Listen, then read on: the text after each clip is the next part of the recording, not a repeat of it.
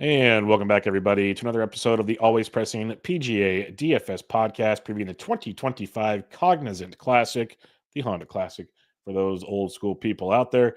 Get you ready for that. Recap a little bit of the Mexico Open and more.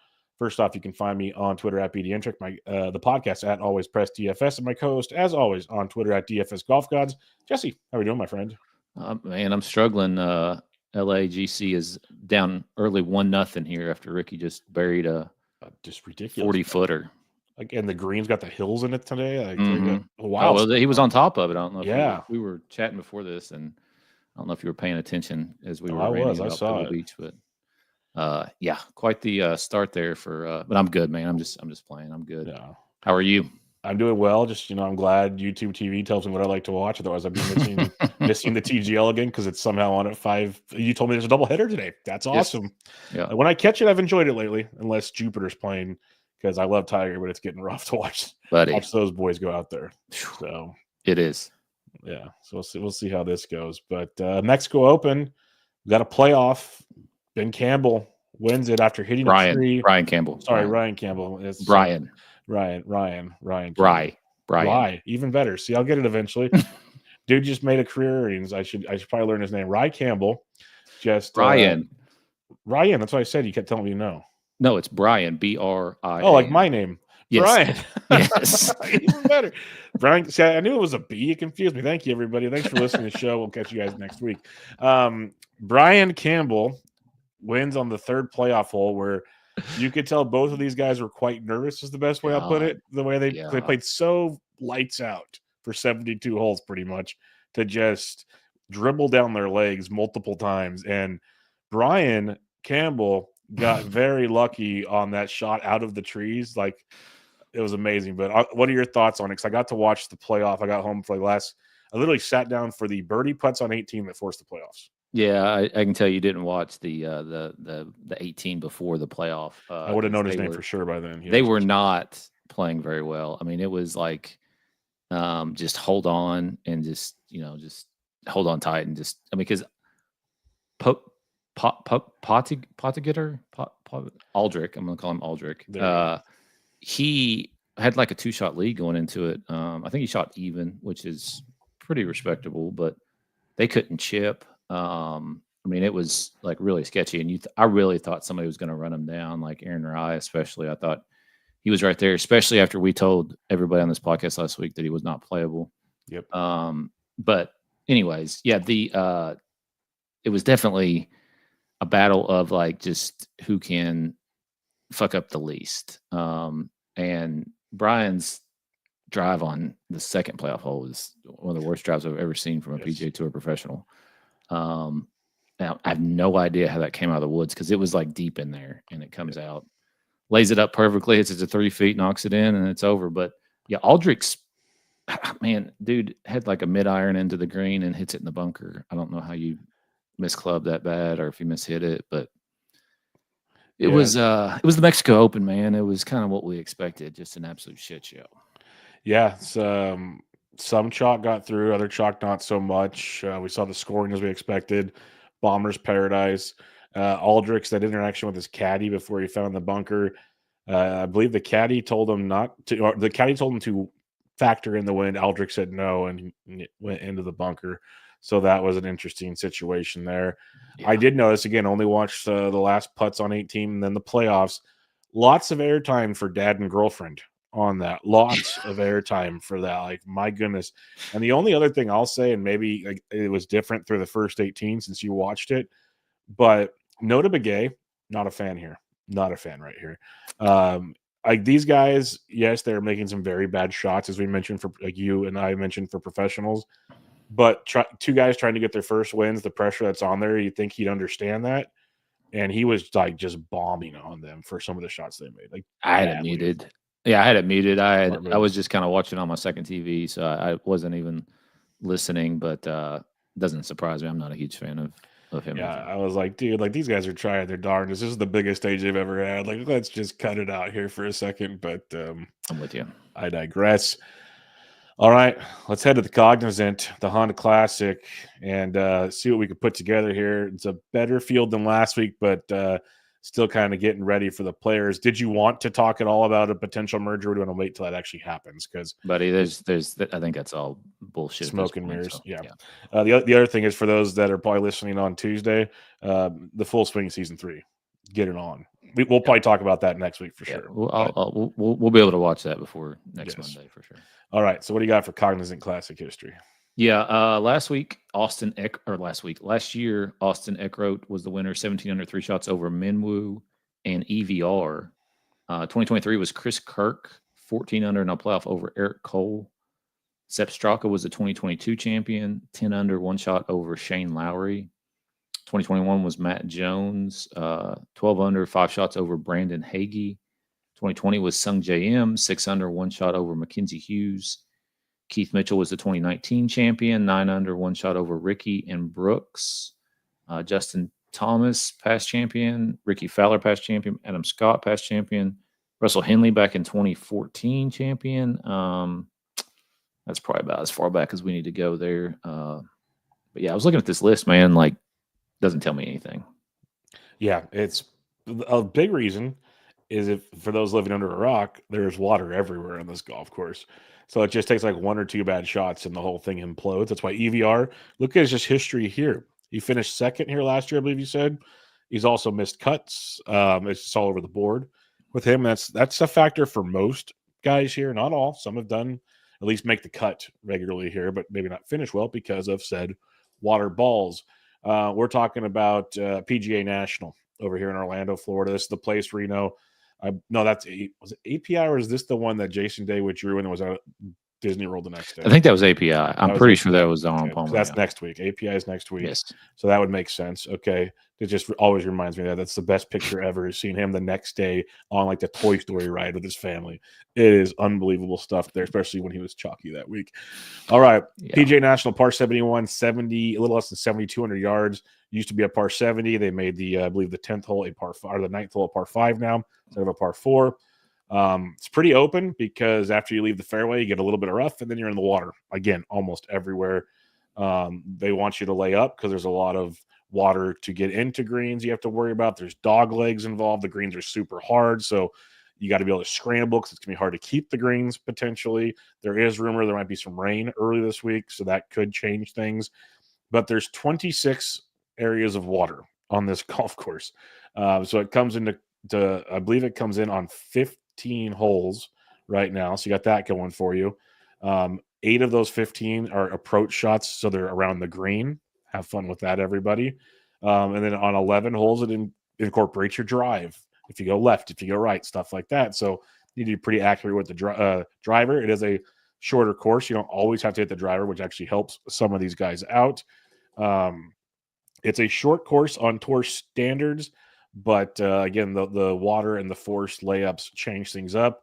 It is one of the shorter courses in terms of par 5s and par 4s on this course, but again, the layups, the dog legs kind of change things a bit there.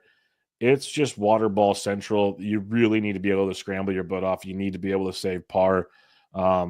Usually, I think when they made the changes, the score under par total was like around 1.5. Usually it was like over 1.5.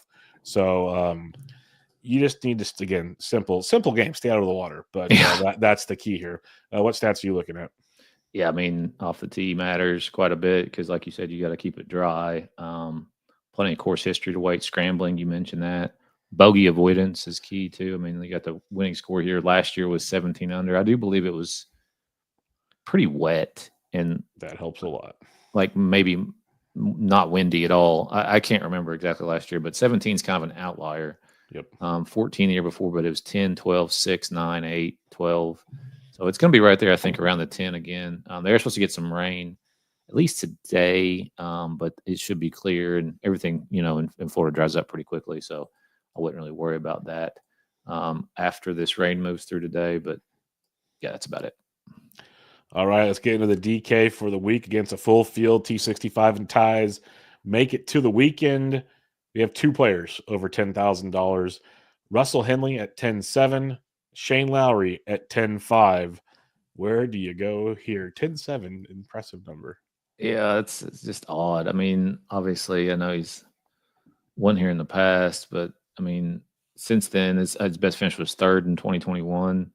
There's a miscut in there. It's not like this is Rory McIlroy we're talking about here. It's a very odd price, which means he probably won't be very high owned. I think a lot of people will click Shane.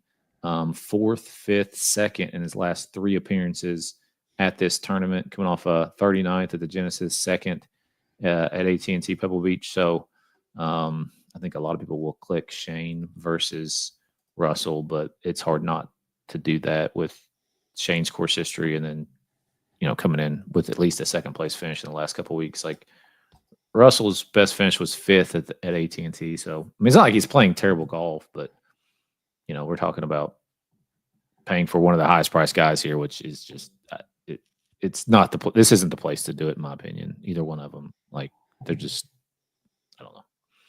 Yeah, you don't need to pay for these two. I'm glad they're priced up here, though, because Henley would have been chalk central at this golf course. Sure. So to see him paid up, and he rates out well. He's 10th in my model. He's 5th in fairways gained. He's 8th on the par fours. These are all things you need to dominate here. He's decent in putting. On the short approaches in 125 to 150, he's 11th. He changed 21st in my model. It's still good, but Russell rates out very, very well. If I was going to go up here, I'll go Russell. I am doing 20 max. I'll probably have a little bit of both. I prefer Russell in this range. I don't think you need to go in this range is the point. The only reason to go in this range is to avoid the chalk that's going to be coming below you in the 9K range, but that would be about it. And this week with all the water balls is a great week to embrace volatility in ownership. Like, this is a phenomenal week to play against the chalk potentially, because your chalky guy literally could be 2 ounces away from going home early type stuff. 100%. It's always carnage here too, man. It's So like one of the lowest 6-6 percentages of the whole entire year. Yeah, so this is a perfect week to do that. So that's why I'm not going to cross out the 10K range, because I believe I'll start here. In the 9K range, you got Berger at 99. I've heard his name a ton. I've listened to 2 things. Like 2 just its names everywhere. And it's all over Twitter. Everyone's betting cards. So Berger's at 99, Sungjae 98. Like, Sungjae should be in the top 10s, you would think. Maybe not. I know he's played rough of late, but just name value alone would get him up there. Yeah. Pendrith at 95, Sepp Straka 94, Denny McCarthy 93, Minwoo Lee 92, Keith Mitchell 91, Benny On 9,000. Where do you pencil things in the 9K range? Berger. I mean, I get why people want to click him. When he was playing good golf, he had back-to-back top 4s here in 2022 and 2020. So last year he missed the cut, but this is a different Daniel Berger than there was, than it was a year ago. Even 12th and 2nd in his last 2 starts on tour. So yeah, he's playing mighty fine. Sepp Straka 9,000. I mean, he's played here a bunch. Missed the cut last year, but 5th, won it in 22. 33rd, 27th. Coming off a miscut at the Genesis. 78, 76. Not really sure what happened there, but had been playing really, really good golf before that. 15th, 7th, 1st in his 3 appearances before that, or his 3 starts before that. Minwoo at 9,200.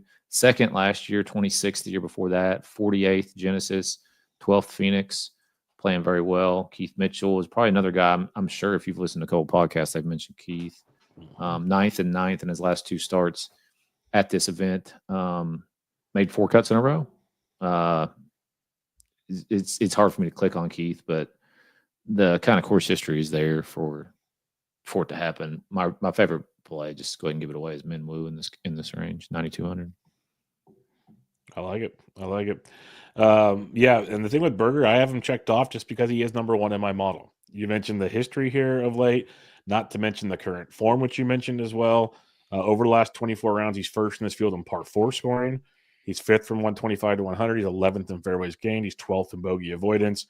He just does everything right now. He's 4th off the tee, which is what you want to be really good at this golf course. So I don't fault anybody for playing Daniel Berger. Just know it's going to come with a large ownership number behind his name.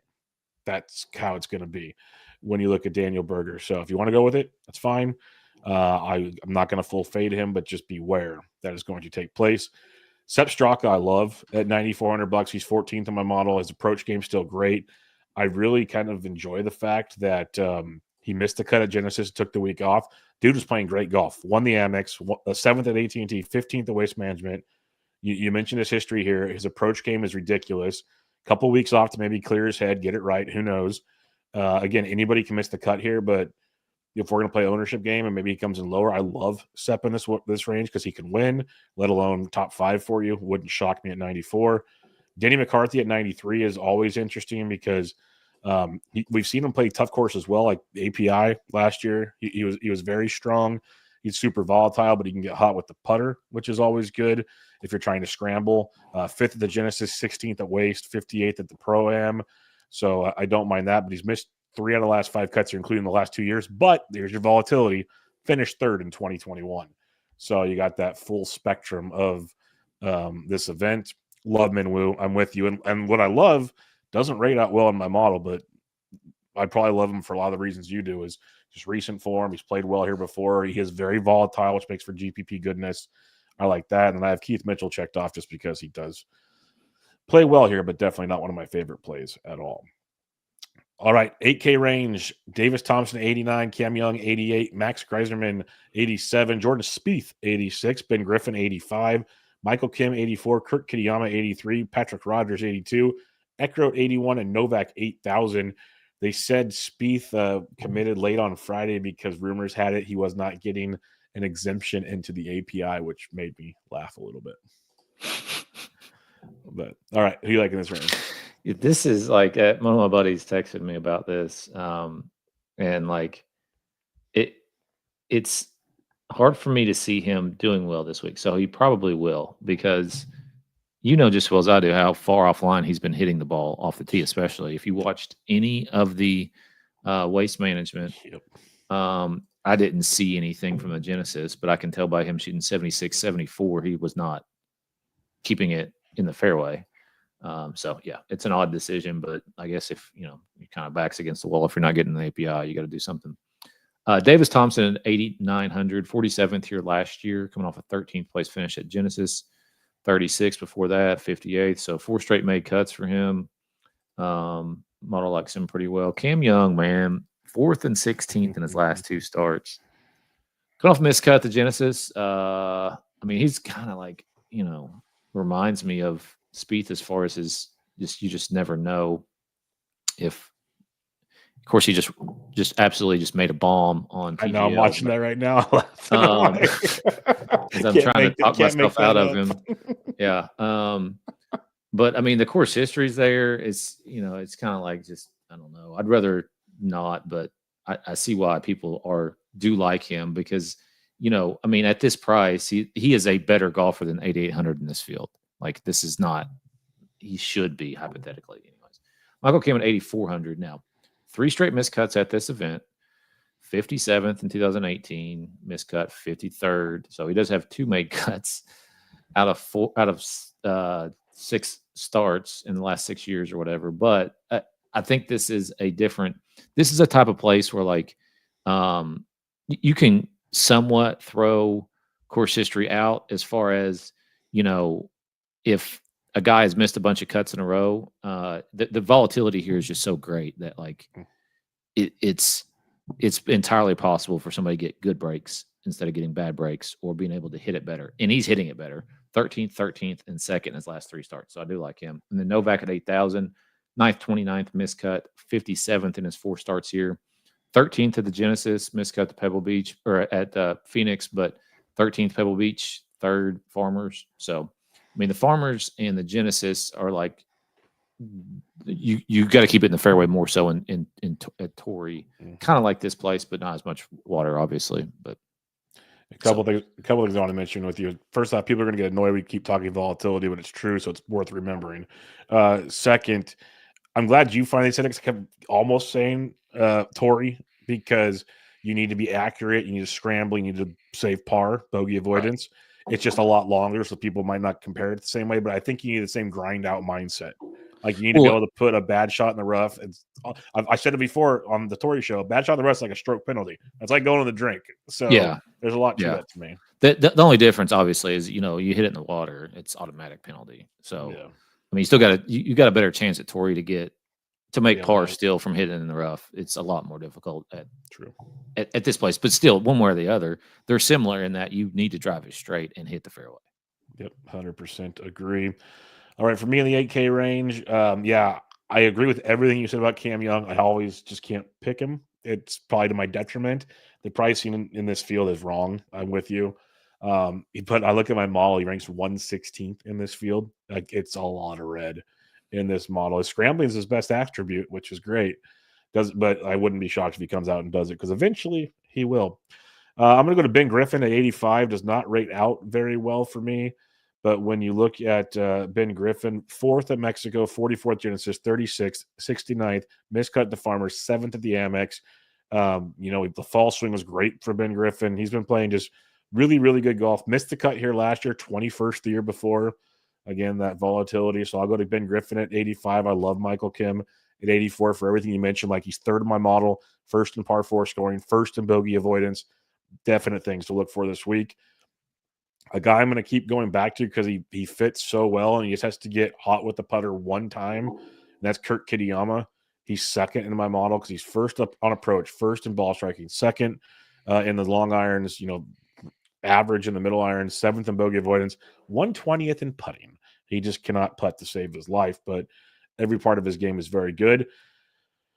This one is weird. P-Raj is 6th in my model. P-Raj played well last week. I'm going to throw that out there just for those that are curious. But when you look a little deeper at P-Raj, he hasn't played since 22, finished 64th, miscut in 21, 21st the year before that. So, yeah, whatever. But he's made at least 5 of the last 6 cuts, a 25th, a 3rd, 22nd, 56th, and a 70th with the miscut. Coming in with pretty decent form, so I'm not opposed to that. I don't mind Eckroat either. Great form.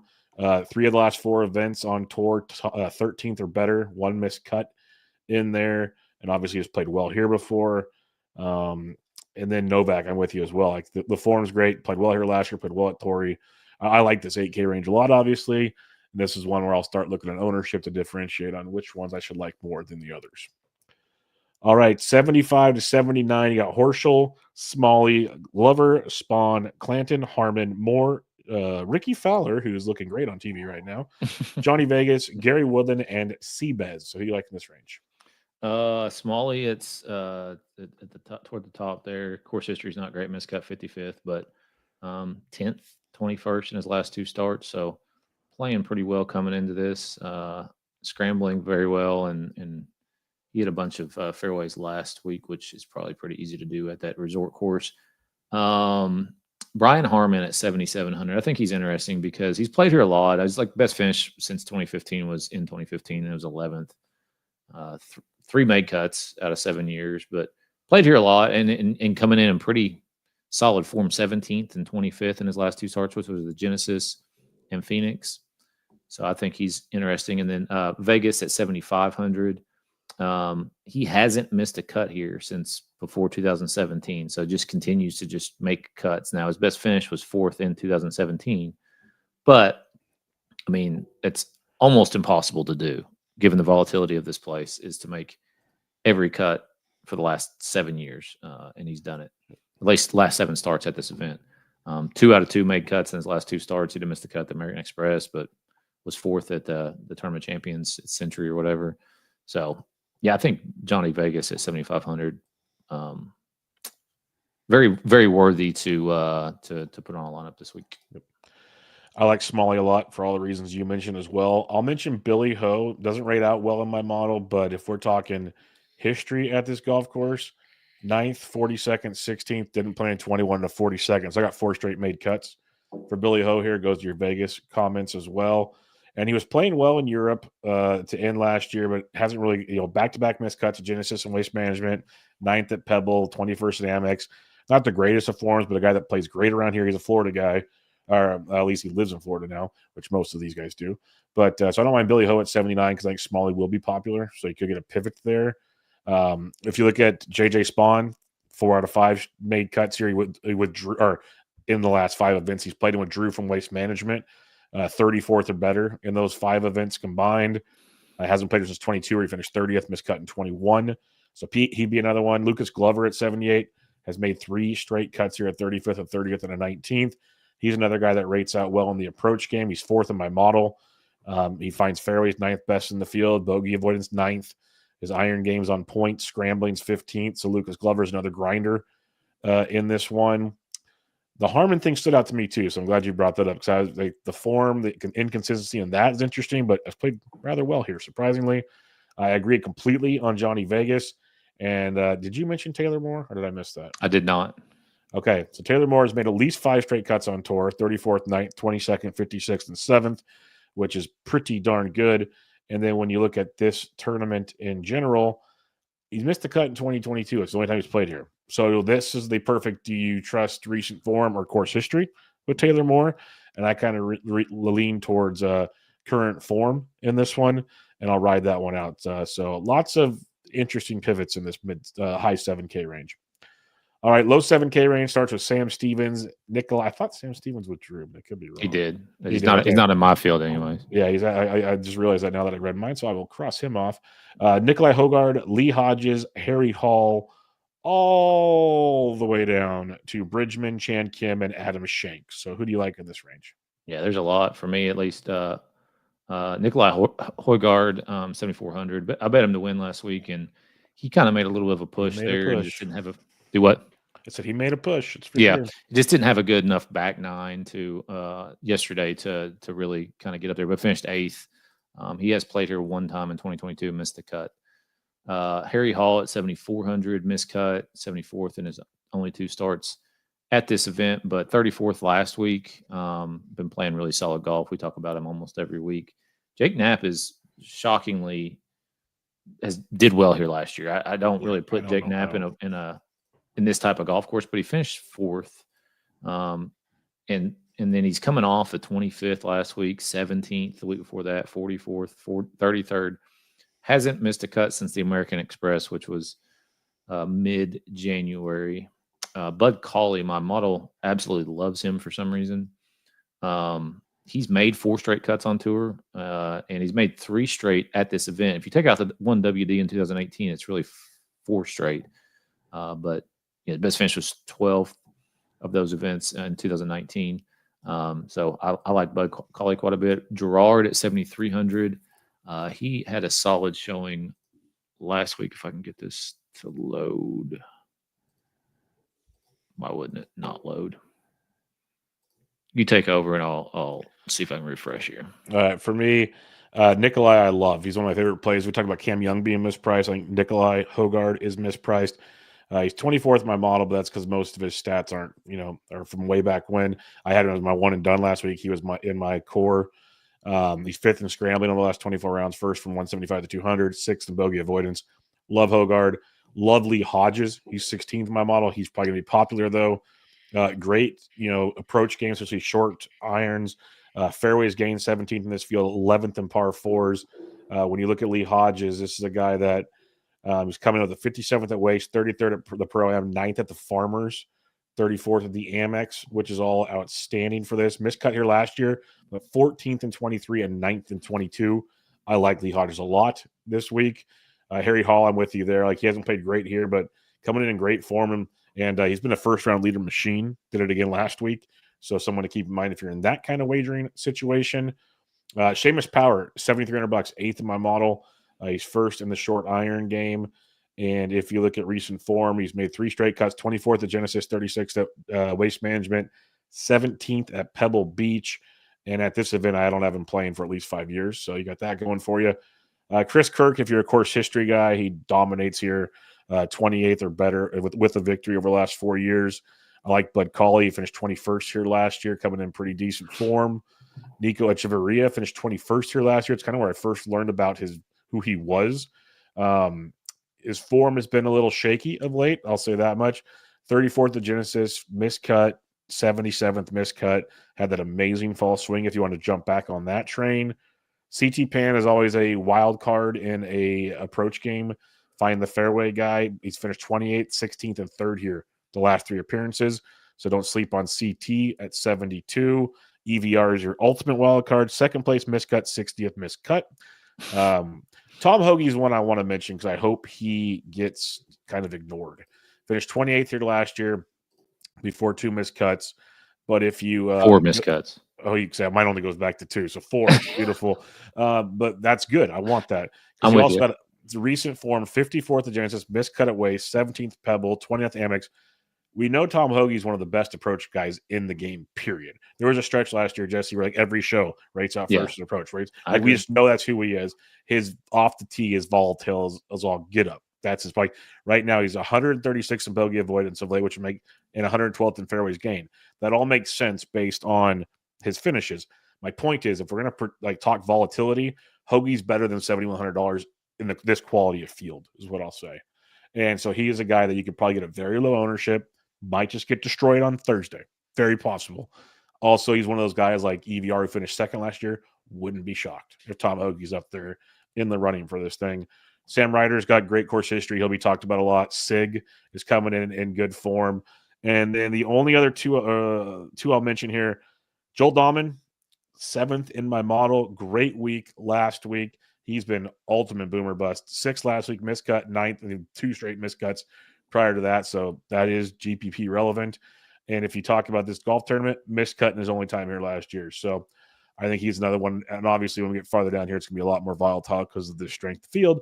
So dominant 7K. Don't hate. Are we back, Jesse? Yeah, we're back. So Gerard, 4th here last year, 17th last week. Kevin Roy, 29th here last year, 17th last week. Sam Ryder, I agree with. And then one more that you didn't mention, Salinda. Yep. There we go. 3rd last week at the call. Mexico Open. 43rd at the Farmers. He's never played here, but flashed in pretty good form last week. So see if we can roll that into another good week this week. I like that call. That's another one that could be worth a little GPP splash as well. This whole week should be GPP, by the way. Like, don't get insane. Yeah, we're not doing cash. We'll just go ahead and say we're not doing cash. Because if you win cash this week, don't boast. That's all I'm going to say. Like, you literally ran. So, and if you don't put your cash line up in a tournament, just stop playing, period. And this is the week for all of that.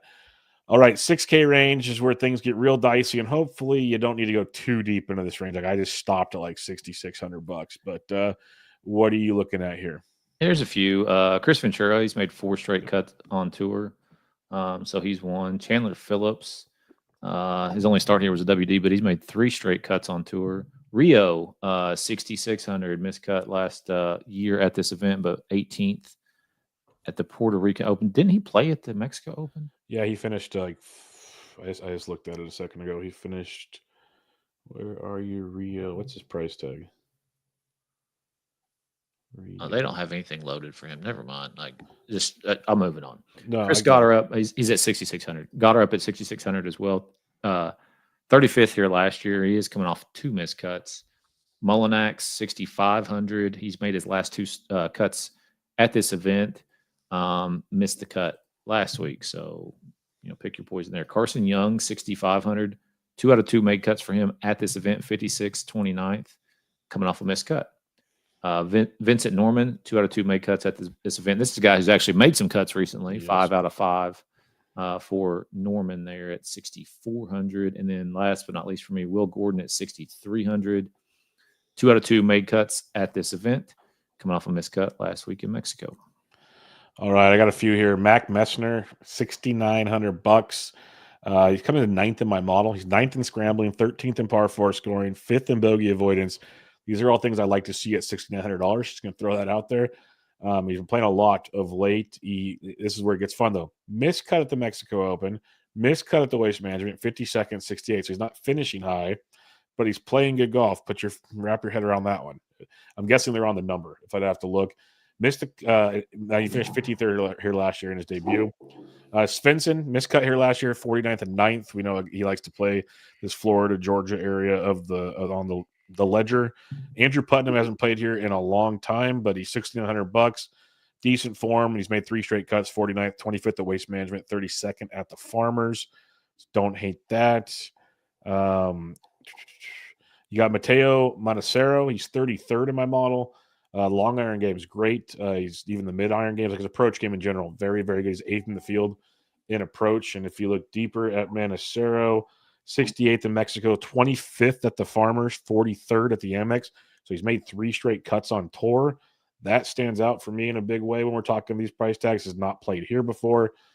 Mark Hubbard is coming in very shaky form, is the way I'll put it. But he's made 5 straight cuts here, including a 15th and an 11th over that stretch. Do with that what you wish. Zach Johnson, Yes, that Zach Johnson has made 4 of his last 5 cuts here, including a 21st, a 12th, and an 8th. He's played well. It's a shorter course. This still fits his weird skill set. He finished 48th at the Farmers. That's the last event he's played on tour. So I'm just going to throw him out. He's 35th in my model. I think it's ridiculous, but he rates out well. So I'm going to stop right there. All right, let's recap things, Jesse. I guess you like Lowry. I like Henley is where that conversation went Sounds earlier. good to me. Yeah. 9K range, you said? Minwoo. Yep. I'm going to go Sepp. I'm going to go Sepp Straka because everyone's on Berger. Everybody. And again, might not be wrong. 8K range. Novak. Novak. I'm going to go with Michael Kim. Wow, that feels weird to say. But yes. 75 to 79. Vegas. I'm going to go with, I just got to make sure I don't, Alex Smalley in this one. I should be Glover probably. Alex Smalley, 7K to 74. Gerard. Nikolai Hogard. Going to keep running that train, but there's a few I like here. It's going to make for some pretty ridiculous builds to watch me miss cuts with. 6K range.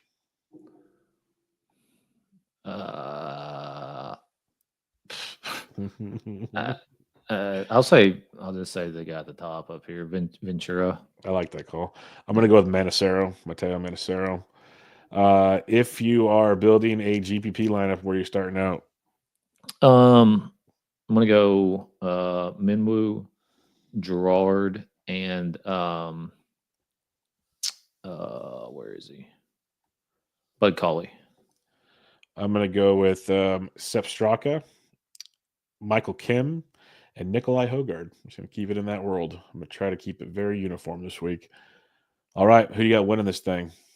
So I've made 3 bets. Novak at 50, Gerard at 75, and Minwoo at 35. Well, we're on some similar things here because my top 20s, I had Andrew Novak at plus 210 on there. I like Nikolai Hogard at plus 230 seems ridiculously good, probably too good to be true. So that's going to backfire on me. Lee Hodges at plus 250 and Sam Ryder at plus 330. Now, if you want to play quote unquote safer for less odds, you can get Lee Hodges top 40 at even money, plus 100. You can get Sam Ryder top 40 at plus 125. If you want to throw another top 40 in there, because I don't believe you'll get a top 20, but I think he's just boring enough to top 40 here.